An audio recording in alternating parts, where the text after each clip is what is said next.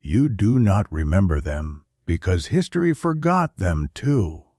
A great deal can be forgotten in 3,000 years.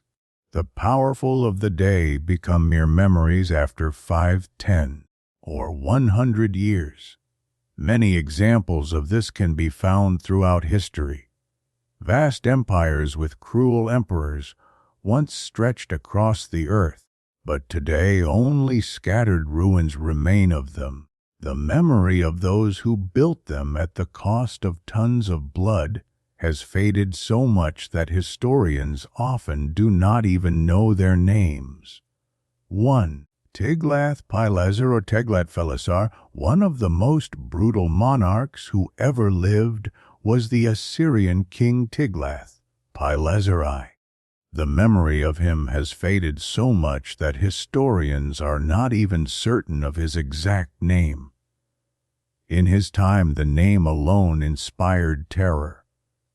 When he ascended the throne, he ruled a small, crumbling state, but after 40 years of reign, he left behind a vast empire stretching from the Indian Ocean to the Black Sea. The first thing he introduced as king was the return of human sacrifice. During his rule, Assyria became known as the Kingdom of Skulls because every conquered city was decorated with thousands of the severed heads of the slain, impaled on stakes. He also introduced a special law, considered brutal and misogynistic even by the standards of his time, which reduced women to the level of livestock.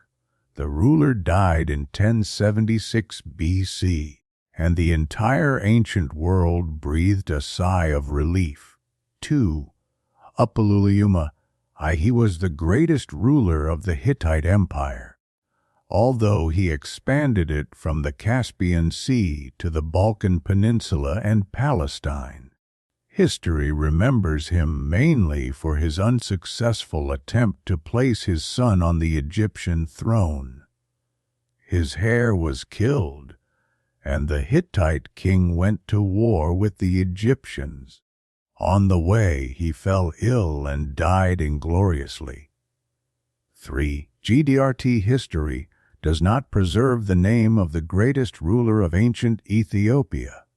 From Greek inscriptions praising him, only his initials are known, GDRT.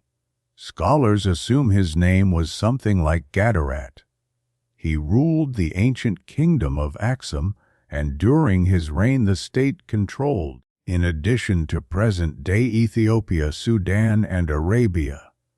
In pre-Islamic Arabic inscriptions found in the lands of present-day Yemen, Gadarat is described as a king of kings before whom all trembled. 4. Mahapadma. The first empire in India was created by Mahapadma.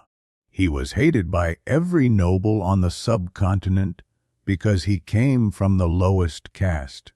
His father was a barber. That did not stop him, and he united most of India.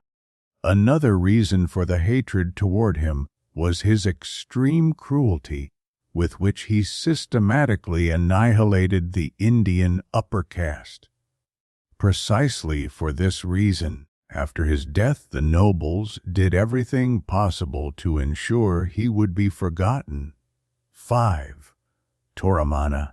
History remembers Attila and the Huns, but it has almost erased the memory of the White Huns and their greatest ruler, Toramana, who did to India and Central Asia the same as Attila did, and much more, because after his death the state he created continued to exist for a long time.